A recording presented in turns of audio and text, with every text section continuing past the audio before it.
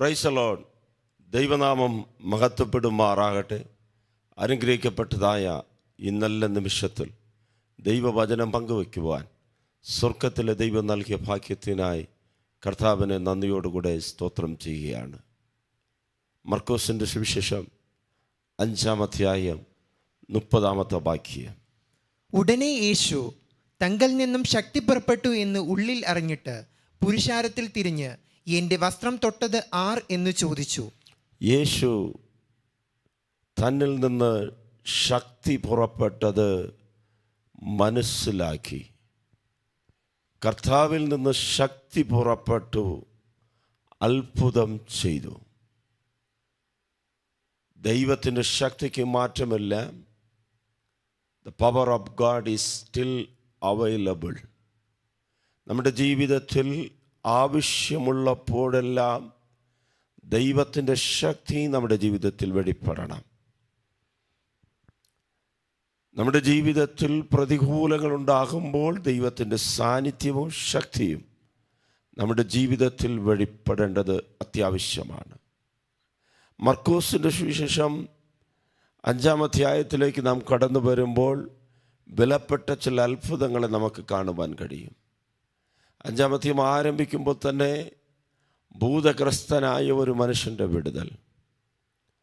അവിടെ നിന്ന് കർത്താവ് മടങ്ങി വരികയാണ്.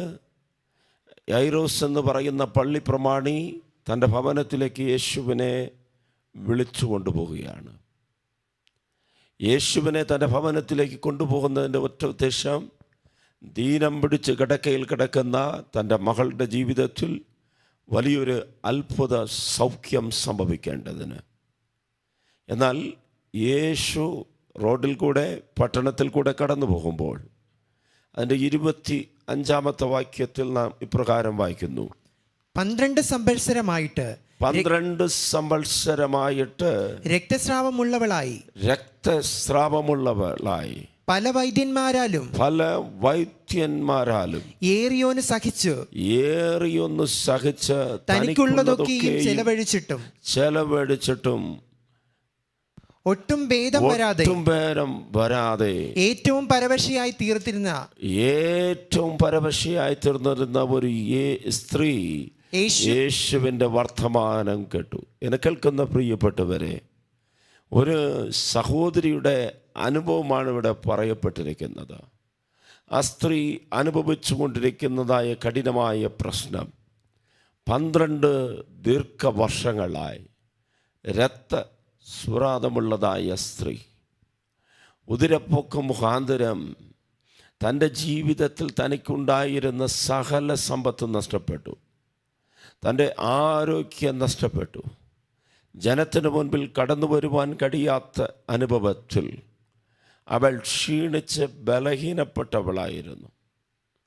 ഇസ്രായേൽ ജനത്തിൻ്റെ നടുവിൽ അറപ്പുള്ള അല്ലെങ്കിൽ തീട്ട് എന്ന് വിളിക്കുന്ന ചില സംഭവങ്ങൾ, രോഗങ്ങളുണ്ട്. ഒന്ന്, കുഷ്ഠരോഗം ബാധിച്ചവനെ സമൂഹത്തിൽ നിന്ന് പുറത്താക്കി ഒറ്റപ്പെടുത്തി വയ്ക്കും. അവന് ജനക്കൂട്ടത്തിൻ്റെ നടുവിൽ വരുവാൻ കഴിയത്തില്ല, കാരണം അവൻ അശുദ്ധനാണ്. 2, ഇതുപോലുള്ളതായ രക്തസ്രാവമുള്ളതായ വിഷയങ്ങൾ. അങ്ങനെ ഉള്ളവർക്ക് ജനത്തിൻ്റെ നടുവിൽ വരുവാൻ കഴിയത്തില്ല. മനുഷ്യനെ കാണുമ്പോൾ മണിയടിച്ചുകൊണ്ട് വിളിച്ച് പറയണം, ഞാൻ അശുദ്ധനാണ്, എന്നെ ആരും തുടരുത്, എൻ്റെ അടുക്കിലേക്ക് വരരുത്. ഈ രോഗം കൊണ്ട് അവൾ അനുഭവിച്ചതായ കഷ്ടത, വേദന 1-2 ദിവസങ്ങളല്ല, മാസങ്ങളല്ല, വർഷങ്ങളായി. 12 ദീർഘവർഷങ്ങളായി ഈ രോഗം അവളെ തിന്നുകൊണ്ടിരിക്കുന്നു.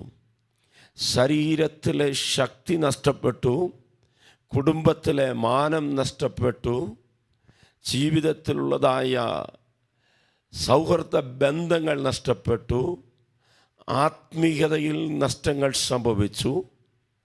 എവിടെ പോയി എങ്ങനെ ജീവിതം മുൻപോട്ട് പോകുമെന്നറിയാതെ മരണം കാത്തുകിടക്കുന്നതായ ഒരു സ്ത്രീ, തകർക്കപ്പെട്ടവളായ ഒരു സ്ത്രീ, പ്രതീക്ഷയ്ക്ക് ഭംഗം വന്നവളായ ഒരു സഹോദരി, അല്പം പോലും പ്രതീക്ഷിക്കുവാൻ വഴിയില്ലാതെ ഇരിക്കുന്നതായ ഒരു പ്രിയ മകൾ, ഈ സന്ദേശം കേൾക്കുന്ന പ്രിയ സഹോദരി, പ്രിയ മാതാവേ, പ്രിയപ്പെട്ടവരോട് ഞാൻ വിളിച്ചു പറയട്ടെ, പ്രതീക്ഷകൾ നഷ്ടപ്പെട്ടവരാണോ? ജീവിതത്തിൽ മുൻപോട്ട് പോകുവാൻ കഴിയാതെ ദീർഘവർഷങ്ങളായി ഭാരം ചുമന്ന്, ദീർഘവർഷങ്ങളായി കണ്ണുനീരിൻ്റെ താഴ്വരയിൽ കൂടെ പോയിക്കൊണ്ടിരിക്കുന്നവരാണോ? നമ്മുടെ ജീവിതത്തിൽ കർത്താവിൻ്റെ ശക്തി വെളിപ്പെടണം. ഞാൻ ഒന്നുകൂടെ ആവർത്തിക്കാം. God's power is available in all times. എല്ലാ സാഹചര്യങ്ങളിലും എല്ലാ സമയത്തും ദൈവത്തിൻ്റെ സാന്നിധ്യവും ദൈവത്തിൻ്റെ ശക്തിയും നമ്മുടെ നടുവിലുണ്ട്. എന്നാൽ എന്തുകൊണ്ടത് നമ്മുടെ കുടുംബത്തിൽ വെളിപ്പെട്ടില്ല? എന്തുകൊണ്ട് നമ്മുടെ വ്യക്തിപരമായ ജീവിതത്തിൽ വെളിപ്പെടുന്നില്ല? എന്തുകൊണ്ട് നമ്മുടെ ശുശ്രൂഷയിൽ വെളിപ്പെടുന്നില്ല? നമ്മുടെ സഭയിൽ ദൈവത്തിൻ്റെ ശക്തി വെളിപ്പെടണം. നമ്മുടെ കുടുംബത്തിൽ ദൈവത്തിൻ്റെ ശക്തി വെളിപ്പെടണം. യേശുവിൽ നിന്ന് ഒരു വ്യക്തി പുറത്തോട്ട് പോയതുപോലെ യേശുവിൽ നിന്ന് ശക്തി പുറത്തു വന്നു. അതാണ് യേശു ചോദിച്ചത്, എങ്കിൽ നിന്ന് ശക്തി പുറപ്പെട്ടു വന്നു, ഞാനത് മനസ്സിലാക്കി. എന്നെ തൊട്ടത് ആര്? ഈ പകൽക്കാലം ഈ സന്ദേശം കേട്ടുകൊണ്ടിരിക്കുമ്പോൾ തങ്ങളുടെ ഭവനത്തിൻ്റെ മേൽ ദൈവ സാന്നിധ്യം വ്യാപരിക്കട്ടെ. തങ്ങളുടെ കുടുംബജീവിതത്തിൽ ദൈവത്തിൻ്റെ സാന്നിധ്യം വ്യാപരിക്കുമാറാകട്ടെ. ദൈവത്തിൻ്റെ ശക്തി വ്യാപരിക്കട്ടെ. അസാധ്യങ്ങളെ സാധ്യമാക്കുവാൻ, വൈദ്യശാസ്ത്രങ്ങൾ പരാജയപ്പെട്ട സ്ഥാനത്ത് അത്ഭുതങ്ങൾ സംഭവിക്കുവാൻ, ലോകത്തിൽ ആർക്കും പരിഹരിക്കുവാൻ കഴിയാത്ത വിഷയങ്ങൾക്ക് പരിഹാരമുണ്ടാകുവാൻ കർത്താവായ യേശുവിൻ്റെ ശക്തി വെളിപ്പെടുമാറാകട്ടെ. അത്ഭുതങ്ങളാൽ, അടയാളങ്ങളാൽ, വീര്യപ്രവർത്തികളാൽ കർത്താവ് തൻ്റെ വചനത്തെ ഉറപ്പിച്ചു കൊണ്ടിരിക്കുകയാണ്. ഈ അന്ത്യകാലത്തും ദൈവത്തിൻ്റെ പ്രവൃത്തി അവിടെ ഇവിടെ സംഭവിച്ചു കൊണ്ടിരിക്കുന്നു. ഇന്ന് പകൽക്കാലം ഞാൻ കർത്താവിൽ പ്രാർത്ഥിക്കുന്നു, ആഗ്രഹിക്കുന്നു. ഈ സന്ദേശം പറഞ്ഞു തീരുന്നതിന് മുൻപ് ഈ വചനത്തിൽ കൂടെ വ്യാപരിക്കുന്ന കർത്താവായ യേശുവിൻ്റെ ശക്തി തങ്ങളുടെ ജീവിതത്തിലേക്ക് ഇറങ്ങി വരട്ടെ. ബന്ധിക്കപ്പെട്ടവരുടെ മേൽ ആ ശക്തി വെളിപ്പെടട്ടെ. പത്രോസ് തടവറയിലായിരിക്കുന്നു, ബന്ധിക്കപ്പെട്ട് കിടക്കുന്നു. ജയിൽ അറയ്ക്കകത്ത് യേശുവിൻ്റെ ശക്തി വെളിപ്പെട്ടു. ബന്ധനങ്ങൾ അടിഞ്ഞു, വാതിലുകൾ തുറന്നു. പത്രോസിനെ തടവറയിൽ നിന്ന് കർത്താവ് പുറത്തു കൊണ്ടുവന്നു. പൗലോസും ശീലാസും തടവറയ്ക്കകത്തായിരുന്നപ്പോൾ ദൈവത്തിൻ്റെ അത്യന്ത ശക്തി ആ തടവറയ്ക്കകത്ത് വെളിപ്പെട്ടപ്പോൾ ഒരു ഭൂമി കുലുക്കം പോലെ ഒരു ചലനമുണ്ടായി. അവരുടെ ബന്ധനങ്ങൾ അടിഞ്ഞു, കതവുകൾ തുറന്നു. ബന്ധിക്കപ്പെട്ട സകലരുടെയും ബന്ധനങ്ങൾ അടിഞ്ഞു. ഇവിടെ ഒരു മാതാവ്, ഒരു സഹോദരി, 12 ദീർഘവർഷങ്ങളായി പ്രതികൂലമായി ബാധിക്കപ്പെട്ട രോഗമുള്ളതായ വ്യക്തി, അവളുടെ ജീവിതത്തിൽ യേശുവിൻ്റെ ശക്തി വെളിപ്പെടുവാൻ 4-5 കാര്യങ്ങൾ ഞാൻ പറയാം.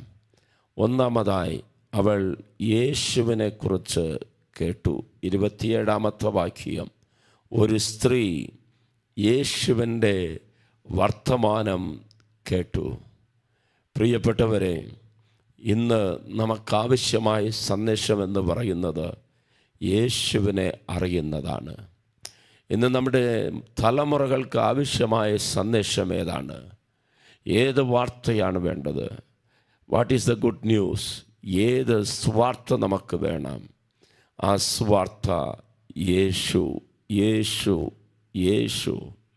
എല്ലാ നാമത്തിലും മേലായ നാമം, എല്ലാ മുഴങ്കാലുകളും മടങ്ങുന്ന നാമം, എല്ലാ നാവുകളും ഏറ്റുപറയുന്ന നാമം. ആകാശത്തിൻ്റെ കീഴിൽ, ഭൂമിയുടെ മുകളിൽ, മനുഷ്യപുത്രന്മാരുടെ ഇടയിൽ രക്ഷിക്കപ്പെടുവാൻ യേശു എന്ന നാമമല്ലാതെ മറ്റൊരു നാമം നൽകപ്പെട്ടിട്ടില്ല. യേശുവിനെക്കുറിച്ച് കേൾക്കണം. പ്രിയപ്പെട്ടവരെ, ടി വിയിൽ നാം സന്ദേശങ്ങൾ കേൾക്കുന്നു, യൂട്യൂബുകളിൽ സന്ദേശം കേൾക്കുന്നു, സഭകളിൽ സന്ദേശം കേൾക്കുന്നു. കേൾക്കുമ്പോൾ നമ്മുടെ ഹൃദയത്തിൻ്റെ അകത്ത് ഒരു സന്ദേശമായി ദൈവശബ്ദം വെളിപ്പെടണം. യേശു ആരാണ്? ഈ യേശു പാപികളെ രക്ഷിക്കുവാൻ ക്രിസ്തു യേശു ലോകത്തിൽ വന്നു. ആരാണ് ഈ യേശു ക്രിസ്തു? മനുഷ്യരെല്ലാം പാപം ചെയ്തപ്പോൾ ദൈവം ഇറങ്ങി വന്നു മനുഷ്യൻ്റെ രൂപത്തിൽ. കന്യക ഗർഭവതിയായി ഒരു മകനെ പ്രസവിച്ചു. അവന് യേശു എന്ന് പേരിടണം. പാപത്തിൽ നിന്ന്, ശാപത്തിൽ നിന്ന്, ബന്ധനങ്ങളിൽ നിന്ന് വിടുവിക്കുവാൻ ദൈവം മനുഷ്യനായി ഇറങ്ങി വന്നു. അതാണ് ക്രിസ്തു. അവനാണ് യേശു കർത്താവ്. അവങ്കിലേക്ക് നോക്കിയവർ പ്രകാശിതരായി അവരുടെ മുഖം ലജ്ജിച്ചു പോയില്ല. ഈ സഹോദരിക്ക് സകലതും നഷ്ടപ്പെട്ടു. ആരോഗ്യം, പണം, സ്ഥാനം, മാനം, കുടുംബം, സ്നേഹബന്ധങ്ങൾ, ഇനി പറയുവാൻ ഒന്നുമില്ല. എല്ലാം നഷ്ടപ്പെട്ടവളുടെ ചെവിയിൽ ഒരു ശബ്ദം കേൾക്കുന്നു. നസ്രനായ യേശു ജനിച്ചിരിക്കുന്നു. യേശു ജീവിക്കുന്നു. യേശു പട്ടണങ്ങൾ തോറും സഞ്ചരിക്കുന്നു. യേശു പോകുന്ന സ്ഥലത്ത് മരിച്ചവർ ജീവനോട് എഴുന്നേൽക്കുന്നു. യേശു തൊട്ടാൽ രോഗികൾ സൗഖ്യമാകുന്നു. അമ്മയുടെ ഉദരത്തിൽ നിന്ന് കണ്ണു കാണുവാൻ കഴിയാതെ ജനിച്ചവൻ, അമ്മയുടെ ഉദരത്തിൽ വെച്ച് മുടന്തനായി ജനിച്ചവൻ, സംസാരശേഷിയില്ലാതെ കേൾവിശേഷിയില്ലാത്തവർ രോഗസൗഖ്യം പ്രാപിക്കുന്നു എന്ന വാർത്ത അവൾ കേട്ടു.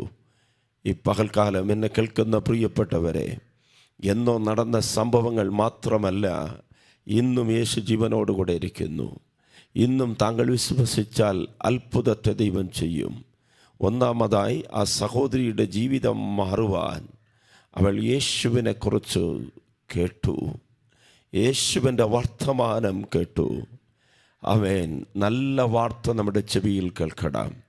സംശയത്തിൻ്റെ വാർത്തകളല്ല, കെട്ട് കഥകളല്ല, മാനുഷികമായ പാരമ്പര്യങ്ങളല്ല. ദൈവശബ്ദം നമ്മുടെ കാതുകളിൽ കേൾക്കട്ടെ. അൽബയും ഒമേഗയുമായവൻ, ആദ്യനും അന്ത്യനുമായവൻ, മരിച്ചവരിൽ നിന്ന് ജീവനോടുകൂടെ എഴുന്നേറ്റ കർത്താവായ യേശുവിനെക്കുറിച്ച് കേൾക്കുക. ജീവനുള്ളവനായ യേശു. ഇന്നും 2-3 പേർ എൻ്റെ നാമത്തിൽ എവിടെ കൂടിയിരിക്കുന്നു, അവിടെ അവരുടെ മധ്യേ ഉണ്ടെന്ന് വാക്ക് പറഞ്ഞ കർത്താവ്. യേശുവിനെക്കുറിച്ച് കേട്ടപ്പോൾ തന്നെ അവളുടെ വിശ്വാസം വർദ്ധിക്കുവാൻ തുടങ്ങി. വൈദ്യന്മാരെക്കുറിച്ച് കേട്ടതുപോലെയല്ല, ഹോസ്പിറ്റലിനെ കുറിച്ച് കേട്ടതുപോലെയല്ല, ഈ ലോകത്തിലുള്ള മനുഷ്യനെക്കുറിച്ച് കേട്ടതുപോലെയല്ല. മനുഷ്യന്മാരെക്കുറിച്ച് കേട്ടപ്പോഴെല്ലാം ഭയമുണ്ടായി. എന്തുകൊണ്ട്? ഇനി അവർക്ക് കൊടുക്കുവാൻ എൻ്റെ പക്കൽ പൈസയില്ല, എൻ്റെ ആരോഗ്യം നഷ്ടപ്പെട്ടിരിക്കുന്നു, എൻ്റെ സമ്പത്ത് സകലതും നഷ്ടപ്പെട്ടിരിക്കുന്നു, ഇനി എവിടെ പോകുമെന്നാണ്. എന്നാൽ യേശുവിനെക്കുറിച്ച് കേട്ടപ്പോൾ എന്ത് കൊടുക്കും എന്നുള്ള ചിന്തയല്ല, കൊടുക്കുവാൻ ഒന്നും ഇല്ല എന്നുള്ള ചിന്തയല്ല, മറിച്ച് അവളുടെ ഹൃദയത്തിൽ ഒരാഴമായ വിശ്വാസം വന്നു. യഹൂദയിൽ അത്ഭുതം ചെയ്ത യേശു, ശമരിയിൽ അത്ഭുതം ചെയ്ത യേശു, മരിച്ചവരെ ജീവനോടുകൂടെ എഴുന്നേൽപ്പിച്ച യേശുവിൻ്റെ ശരീരത്തിൻ്റെ അകത്ത് ദൈവമാണ്, ദൈവപുത്രനാണ്. ഈ ദൈവപുത്രനെ തൊട്ടാൽ എനിക്ക് സൗഖ്യമുണ്ടാകും. ആരും പറഞ്ഞു കൊടുത്തതല്ല, ആരും നിർബന്ധിച്ചതല്ല, ആരും അവളോട് നിർബന്ധിച്ച് പറഞ്ഞതല്ല യേശുവിനെ ഒന്ന് തൊടണമെന്ന്. അവൾ അതിനുള്ള അവസരം കാത്തുകൊണ്ടിരിക്കുമ്പോൾ പെട്ടെന്ന് ഒരു സമയം അവളുടെ ചെവിയിൽ കേൾക്കുന്നു, ഇതാ നിൻ്റെ വീട്ടിൻ്റെ അടുത്തുകൂടെ നസ്രനായ യേശു കടന്നു വന്നിരിക്കുന്നു.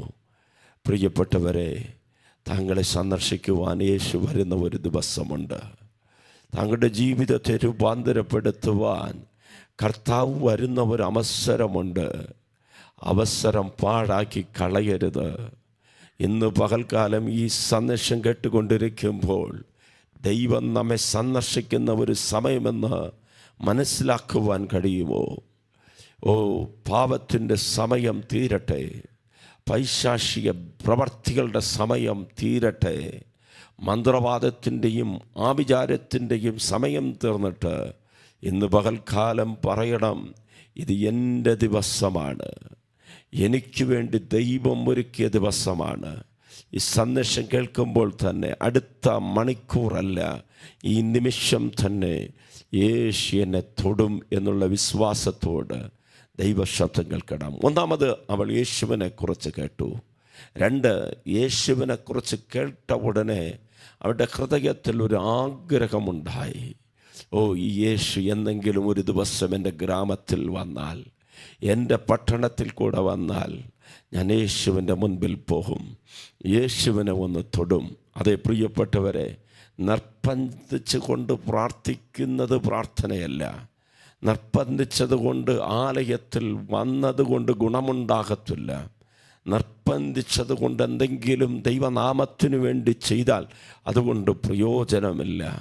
ഹൃദയത്തിൽ അണയാത്ത ഒരു ആഗ്രഹമുണ്ടാകണം. എനിക്കും പ്രാപിക്കണം, എനിക്കും ഒരു അത്ഭുതം വേണം, എനിക്കും ജീവിതത്തിൽ മാറ്റങ്ങൾ ഉണ്ടാകണം, എൻ്റെ കുടുംബത്തിൽ ഒരു നന്മയുണ്ടാകണമെന്നുള്ള ഒരു ആഗ്രഹമുണ്ടെങ്കിൽ മനുഷ്യൻ പുറമെയുള്ളത് അറിയുമ്പോൾ അകമയുള്ളത് കാണുന്നവനായ ദൈവം ഈ പകൽക്കാലം ഞാൻ ആത്മാവിൽ പ്രവചിക്കട്ടെ. ദാഹത്തോടിരിക്കുന്ന ചിലരുണ്ട്.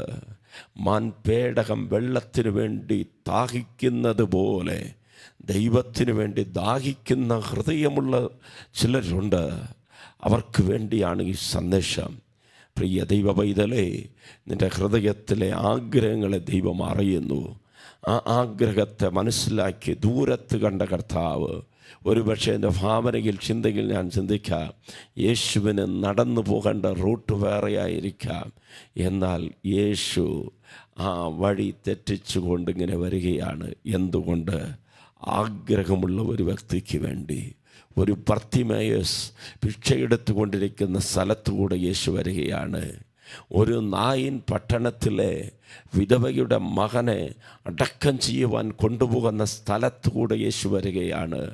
ഇതാ 12 ദീർഘവർഷമായി രോഗമുള്ള ഒരു സഹോദരിയായിരിക്കുന്ന ഭവനത്തിൻ്റെ അടുത്തുകൂടെ യേശു വരികയാണ്. ഈ 3 സംഭവങ്ങൾ മാത്രമല്ല, ഇനിയും ധാരാളം പറയുവാനുണ്ട്. എന്നാൽ പറയട്ടെ, ഇവിടെയെല്ലാം അവർ തങ്ങൾക്ക് ലഭിച്ച അവസരത്തെ ഉപയോഗപ്പെടുത്തി. ഒരിക്കൽ കൂടെ പറയട്ടെ, താങ്കൾക്ക് ലഭിക്കുന്ന അവസരം പാഴാക്കി കളയരുത്. രക്ഷിക്കപ്പെടുവാൻ ദൈവം തരുന്ന അവസരത്തെ നഷ്ടപ്പെടുത്തരുത്. സ്നാനപ്പെടുവാൻ ദൈവം നൽകുന്ന അവസരത്തെ നഷ്ടപ്പെടുത്തരുത്. തീരുമാനമെടുക്കുവാൻ ദൈവം നൽകുന്ന അവസരത്തെ നഷ്ടപ്പെടുത്തരുത്. സുവിശേഷ വേലയ്ക്ക് വേണ്ടി കൊടുക്കുവാൻ, വിതയ്ക്കുവാൻ ദൈവം തരുന്ന അവസരത്തെ പാഴാക്കി കളയരുത്. മറ്റുള്ളവരോട് സുവിശേഷം പറയുവാൻ ദൈവം നൽകുന്ന അവസരങ്ങളെ നഷ്ടപ്പെടുത്തി കളയരുത്. ദേശത്തിന് വേണ്ടി, തലമുറയ്ക്ക് വേണ്ടി ഇടിവിൽ നിന്ന് പ്രാർത്ഥിക്കുവാൻ കർത്താവ് തരുന്ന അവസരത്തെ പാഴാക്കി കളയരുത്. സഭയ്ക്ക് പോകുവാൻ, ആരാധിക്കുവാൻ, ആത്മാക്കളെ നേടുവാൻ ദൈവം തരുന്ന അവസരത്തെ പാഴാക്കി കളയരുത്. പ്രാർത്ഥിക്കുവാൻ, വിശ്വാസത്തോട് ദൈവത്തിൻ്റെ വസ്ത്രത്തെ വന്ന് തൊടുവാൻ ദൈവം തരുന്ന അവസരത്തെ പാഴാക്കി കളയരുത്. ഹൃദയത്തിൽ ആഗ്രഹമുണ്ടായി, ആ ആഗ്രഹം വിശ്വാസമായി മാറി. ഇന്ന് വരെ അവൾ കേട്ടിട്ടില്ല ആരെങ്കിലും യേശുവിൻ്റെ വസ്ത്രം തൊട്ട് സൗഖ്യമായിട്ടുണ്ടോ എന്ന്. എന്നാൽ അവളുടെ ഹൃദയം വിശ്വസിച്ചു. വാക്കുകൊണ്ട് സൗഖ്യമാക്കുവാൻ കഴിയുമെങ്കിൽ അവനാൽ അസാധ്യമായത് ഒന്നുമില്ല. യഹോവയ്ക്ക് കഴിയാത്ത കാര്യങ്ങളില്ല. അവിശ്വാസം അകത്ത് വർദ്ധിക്കുവാനിടയായി. കേൾവിക്കാരായ പ്രിയപ്പെട്ടവരോട് പറയട്ടെ, വിശ്വാസം വർദ്ധിക്കണം. വിശ്വാസം എങ്ങനെ വർദ്ധിക്കും? വിശ്വാസം എങ്ങനെ ഹൃദയത്തിൽ വരും? ദൈവവചനം വായിക്കുക, നമ്മുടെ ജീവിതത്തിൽ വിശ്വാസം വരും. റോമാലേഖനം 10-7 വിശ്വാസം കേൾവിയാലും, കേൾവി ദൈവത്തിൻ്റെ വചനത്താലും വരും. ദൈവവചനം കേൾക്കുമ്പോൾ നമുക്ക് വിശ്വാസം വർദ്ധിക്കും. ഉൽപ്പത്തി മുതൽ വെളിപ്പാട് വരെയുള്ള ഈ 66 പുസ്തകങ്ങളിലും പറയപ്പെട്ടിരിക്കുന്ന ഓരോ സംഭവങ്ങളെയും വായിക്കുമ്പോൾ നമുക്ക് വിശ്വാസം വർദ്ധിക്കും. അബ്രഹാം മരിച്ചവരെ ജീവിപ്പിക്കുകയും ഇല്ലാത്തതിനെ ഉള്ളതിനെ പോലെ വിളിക്കുകയും ചെയ്ത ദൈവത്തെ വിശ്വസിച്ചു എന്നുള്ളത് മനസ്സിലാക്കുമ്പോൾ നമുക്ക് വിശ്വാസം വർദ്ധിക്കും. ബാബിലോണിലെ ബാലകന്മാരായിരുന്ന അനനിയ, ശറിയ, മിഷാവേൽ എന്ന് പറയുന്ന ഷാദ്രാക്ക്, മേശാക്ക്, ആബേദ്നെഗോ എന്ന് പറയുന്ന യൗവനക്കാർ തീച്ചൂളയ്ക്കകത്ത് എറിയപ്പെട്ടപ്പോഴും അഗ്നിക്ക് അവരെ തൊടുവാൻ കഴിഞ്ഞില്ല എന്നുള്ളത് കേൾക്കുമ്പോൾ നമ്മുടെ വിശ്വാസം വർദ്ധിക്കണം. എന്തിന് ഇന്ന് ഞാൻ പ്രസംഗിക്കുന്ന ഈ 12 ദീർഘവർഷമുള്ള സ്ത്രീ യേശുവിൻ്റെ വസ്ത്രത്തെ തൊട്ടപ്പോൾ ശക്തി അവനിൽ നിന്ന് പുറപ്പെട്ടു എന്നുള്ളത് വിശ്വസിക്കണം. ഈ സംഭവങ്ങൾ കേൾക്കുമ്പോൾ വിശ്വാസമഹത്വം വർദ്ധിക്കട്ടെ. യേശു പറഞ്ഞു, കടുക് മണി എന്നതുപോലെ നിങ്ങൾക്ക് വിശ്വാസമുണ്ടെങ്കിൽ ഈ മലയോട് സമുദ്രത്തിൽ പോയി വീഴുക എന്ന് കൽപ്പിച്ചാൽ താങ്കൾ പറയുന്നത് പോലെ സംഭവിക്കും. അതെ, വിശ്വസിച്ചാൽ ദൈവത്തിൻ്റെ മഹത്വം കാണും. ആ പ്രിയ സഹോദരിയുടെ ജീവിതത്തിൽ യേശുവിനെ കുറിച്ച് കേട്ടു. 2 ഹൃദയത്തിൻ്റെ അകത്തൊരു വാഞ്ചയുണ്ടായി, 3 വിശ്വാസമുണ്ടായി. ആ വിശ്വാസത്തെ അവൾ ഏറ്റുപറയുന്നു. മർക്കോസിൻ്റെ സുവിശേഷം 5-ാം അധ്യായം 27-ാമത്തെ വാക്യത്തിൽ, ഒരു സ്ത്രീ യേശുവിന്റെ വർത്തമാനം കേട്ട് അവന്റെ വസ്ത്രമെങ്കിലും തൊട്ടാൽ ഞാൻ രക്ഷപ്പെടും എന്ന് പറഞ്ഞ്, വസ്ത്രം എങ്കിലും തൊട്ടാൽ ഞാൻ രക്ഷപ്പെടുമെന്ന് പറഞ്ഞു. പുരുഷാരത്തിൽ കൂടി പുറകിൽ വന്നു. പ്രിയപ്പെട്ടവരെ, രക്ഷപ്പെടുമെന്ന് പറയാൻ തുടങ്ങി, ഞാൻ രക്ഷപ്പെടും. അതിൻ്റെ 25-ാം വാക്യത്തിൽ നാം 25-26 സകലതും നഷ്ടപ്പെട്ട സ്ത്രീയാണ്.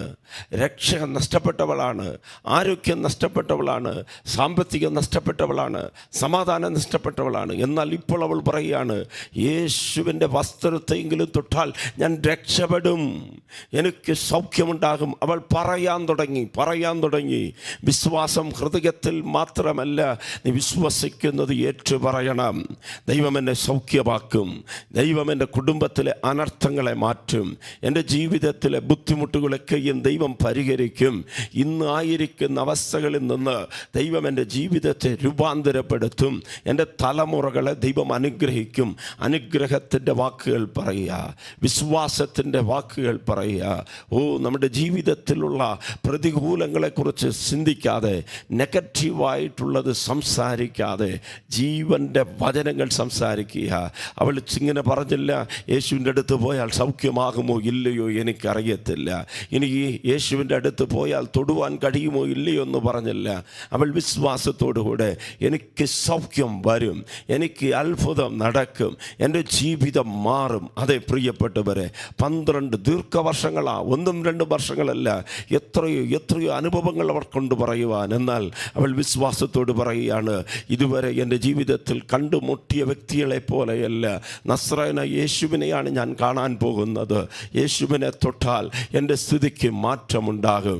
പ്രിയപ്പെട്ടവരോട് പറയട്ടെ, ആമേൻ, 10-30 വർഷങ്ങൾക്കധികമായി ദൈവത്തിൻ്റെ വേലയിലായിരിക്കുന്നു, ശുശ്രൂഷയുടെ മുഖത്തായിരിക്കുന്നു. ആമേൻ, എനിക്ക് ഉറപ്പോട് ധൈര്യത്തോട് പറയുവാൻ കഴിയും, യേശുവിനെ തൊട്ടവരുടെ സ്ഥിതികളെല്ലാം ദൈവം മാറ്റിയിട്ടുണ്ട്. യേശു തൊട്ടവരുടെ സ്ഥിതികൾക്ക് മാറ്റമുണ്ടായിട്ടുണ്ട്.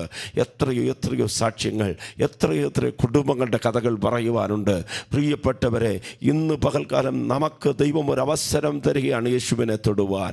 ശക്തി പുറപ്പെടണം. ചുമ്മാ തൊട്ടത് മാത്രമല്ല, വിശ്വാസത്തോട് നമ്മുടെ പ്രാർത്ഥനാ മുറിയിൽ ദൈവത്തിൻ്റെ ശക്തി വ്യാപരിക്കട്ടെ, പരിശുദ്ധാത്മാവിൻ്റെ ശക്തി വ്യാപരിക്കട്ടെ. തീ എന്നതുപോലെ അവൻ ബന്ധനങ്ങളെ ചുട്ടുകരിക്കുന്ന യേശുവിൻ്റെ ശക്തി വ്യാപരിക്കുമാറാകട്ടെ. 1, അവൾ യേശുവിനെ കുറിച്ച് കേട്ടു. 2, ഹൃദയത്തിൽ അവൾക്ക് വാഞ്ചയുണ്ടായി. 3, അവൾക്ക് വിശ്വാസമുണ്ടായി. 4, വിശ്വാസത്തെ അവൾ ഏറ്റുപറഞ്ഞു.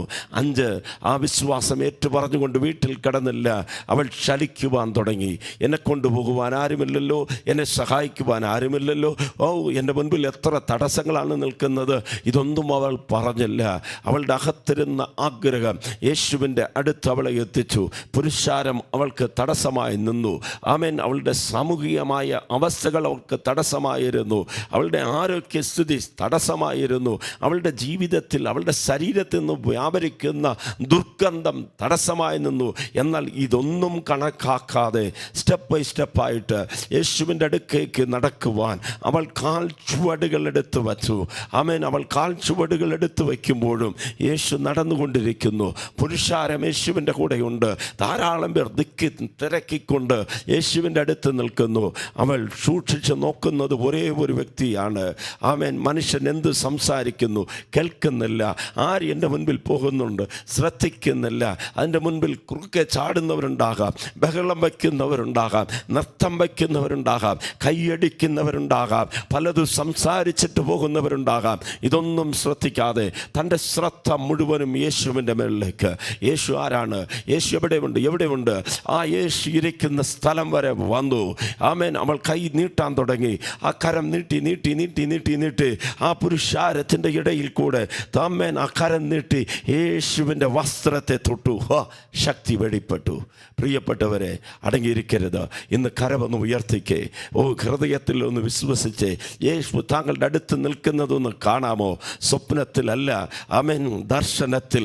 അതായത് യേശു നമ്മുടെ കൺമുൻപിൽ ഇറങ്ങി വന്ന് നിൽക്കുന്നത് അക്ഷരികമായി ഈ പകൽക്കാലം ഒന്ന് കണ്ണിൽ കണ്ടേച്ച് യേശുവിനെ ഒന്ന് കരം നീട്ടി ഒന്ന് തൊട്ടാൽ ഞാൻ വിളിച്ചു പറയാം, ആമേൻ, മരണക്കിടക്കയിൽ കിടക്കുന്നവർ, ഓപ്പറേഷന് വിധേയപ്പെട്ടവർ, എഴുന്നേറ്റ് നടക്കുവാൻ കഴിയാത്തവർ, കൈകാലുകൾ ചലിപ്പിക്കുവാൻ കഴിയാത്തവർ, കണ്ണ് കാണുവാൻ കഴിയാത്തവർ, ചെവി കേൾക്കുവാൻ കഴിയാത്തവർ, എന്തിന് ഈ സഹോദരിയെ പോലെ ദീർഘവർഷങ്ങളായി രക്തസ്രാവമുള്ളതായ രോഗത്താൽ ബന്ധിക്കപ്പെട്ടവർ, ഇങ്ങനെയുള്ളവർ ആരായാലും, ഏത് ദീനക്കാരായാലും, ഏത് പ്രശ്നത്തിലുള്ളവരായാലും, ഏത് പാപത്തിലുള്ളവരായാലും, ഏത് വിഷയത്തിലുള്ളവരായും കരനീട്ടി വന്ന് യേശുവിനെ തൊട്ടാൽ പരിഹരിക്കുന്നവനായ യേശുവിൻ്റെ ശക്തി ജീവിതത്തിൽ വെളിപ്പെടും.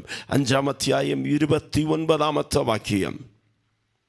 ക്ഷണത്തിൽ അവളുടെ രക്തസ്രാവം നിന്നു, ബാധ മാറി, താൻ സ്വസ്ഥമായി എന്ന് അവൾ ശരീരത്തിൽ അറിഞ്ഞു. അത് യേശുവിനെ തൊട്ടാൽ അടുത്ത വർഷം സൗഖ്യമാകുമെന്നല്ല, അടുത്ത മാസം സൗഖ്യമാകുമെന്നല്ല. പ്രിയപ്പെട്ടവർ, ക്ഷണത്തിൽ ഉടനെ this is the day that the Lord has made for you. ഈ ദിവസം ദൈവം നമുക്ക് ദാനമായി നൽകിയ ദിവസം. ഇത് താങ്കളുടെ അത്ഭുതത്തിൻ്റെ ദിവസം. ഇത് താങ്കളുടെ ജീവിതത്തെ ദൈവം രൂപാന്തരപ്പെടുത്തുന്ന ദിവസം. ഒന്ന് വിശ്വാസത്തോട് പ്രവർത്തിക്കുവാൻ കഴിയുമോ? ക്ഷണത്തിൽ അത്ഭുതം നടക്കും. 5 കാര്യങ്ങൾ ഞാൻ പറഞ്ഞു, വേഗത്തിൽ ഒന്നുകൂടെ ആവർത്തിക്കാം. യേശുവിനെ കുറിച്ച് കേൾക്കുക, കേട്ടാൽ പോരാ, യേശുവിനെ ഉയർത്തണം. 2, യേശുവിനെ കാണണമെന്നുള്ളതായ വാഞ്ച ഉണ്ടാകണം. 3, യേശുവിൻ്റെ മേലൊരു വിശ്വാസം ഉണ്ടാകണം. ആ വിശ്വാസം ഏറ്റുപറയണം. ഏറ്റുപറഞ്ഞാൽ മാത്രം പോരാ, ആ വിശ്വാസത്തോടു കൂടെ സ്റ്റെപ്പ് ബൈ സ്റ്റെപ്പായി കാലെടുത്ത് വയ്ക്കുവാൻ തുടങ്ങണം. യേശുവിനെ ഒന്ന് തൊട്ടേ. ഈ പകൽക്കാലം കർത്താവ് ചിലരെ തൊടുവാൻ ഇറങ്ങി വന്നിരിക്കുന്നു. കുടുംബ ജീവിതങ്ങളിൽ തകർന്നു പോയവരെ പണിയുവാൻ കർത്താവ് ഇറങ്ങി വന്നിരിക്കുന്നു. അവസ്ഥയിലായിരിക്കുന്നവരെ തൊടുവാൻ കർത്താവ് ഇറങ്ങി വന്നിരിക്കുന്നു. ബന്ധിക്കപ്പെട്ടവരെ വിടുവിക്കുവാൻ കർത്താവ് ഇറങ്ങി വന്നിരിക്കുന്നു. വലിയ ദൈവ സാന്നിധ്യം ഞാൻ അനുഭവിക്കുകയാണ്. ആ ശക്തി ഇറങ്ങട്ടെ. ഒരു നിമിഷം പ്രാർത്ഥിക്കാം. എല്ലാ കണ്ണുകളും അടച്ച് സ്വർഗത്തിലും ഭൂമിക്കും നാഥനായ വാഴ്ത്തപ്പെട്ട ഞങ്ങളുടെ നല്ല ദൈവമേ, ഈ പകൽക്കാലം ജനത്തെ തൊടണമേ. ഈ സന്ദേശം കേട്ടുകൊണ്ടിരിക്കുന്ന ഓരോ ജീവിതങ്ങളുടെ മേലും ഉയരത്തിലെ ശക്തി വന്നിറങ്ങട്ടെ. യേശുവിൽ വ്യാപരിച്ച അതേ ശക്തി വ്യാപരിക്കട്ടെ. അത്ഭുതങ്ങളും അടയാളങ്ങളും നടക്കട്ടെ. പാപബന്ധനങ്ങളിൽ നിന്ന്, പൈശാചിക ബന്ധനങ്ങളിൽ നിന്ന് വിടുവിക്കണമേ. ബാധകൾ ഒഴിഞ്ഞു പോകട്ടെ. രക്തസ്രാവമുള്ളതായ ആ സ്ത്രീയെ പോലെ അവൻ ജീവിതത്തിൽ ആമേൻ ഹല്ലേലൂയ നിന്ദനകളും ആമേൻ വേദനകളും അനുഭവിക്കുന്ന, കയ്പിൻ്റെ അനുഭവത്തിൽ കൂടെ കടന്നു പോകുന്നവരെ കർത്താവ് വിടുവിക്കണം. ഈ സന്ദേശം പ്രിയപ്പെട്ടവർക്ക് അനുഗ്രഹമായി തീരട്ടെ. പിതാവിൻ്റെയും പുത്രൻ്റെയും പരിശുദ്ധാത്മാവിൻ്റെയും നാമത്തിൽ സന്ദേശം കേട്ട എല്ലാ പ്രിയപ്പെട്ടവരെയും അനുഗ്രഹിക്കുന്നു. മഹത്വം കർത്താവിന്. യേശുവിൻ്റെ നാമത്തിൽ പ്രാർത്ഥിക്കുമ്പോൾ കേൾക്കണം നല്ല പിതാവേ. ദൈവം നമ്മെ അനുഗ്രഹിക്കുമാറാകട്ടെ. പ്രത്യേകമായ പ്രാർത്ഥനാ വിഷയങ്ങളുണ്ടെങ്കിൽ വിളിച്ചു പറയുക. ഞങ്ങൾ ഒരുമിച്ച് സഭയായി നിങ്ങൾക്ക് വേണ്ടി പ്രാർത്ഥിക്കും. എല്ലാ ആഴ്ചകളിലും ഈ പ്രോഗ്രാമിന് വേണ്ടി ഉപവസിച്ച് പ്രാർത്ഥിക്കുന്നവർ, കണ്ണുനീരോടെ പ്രാർത്ഥിക്കുന്ന പ്രിയപ്പെട്ടവരുണ്ട്. പ്രാർത്ഥനാ വിഷയങ്ങൾ പങ്കുവയ്ക്കാം. കർത്താവ് താങ്കളെ അനുഗ്രഹിക്കുമാറാകട്ടെ.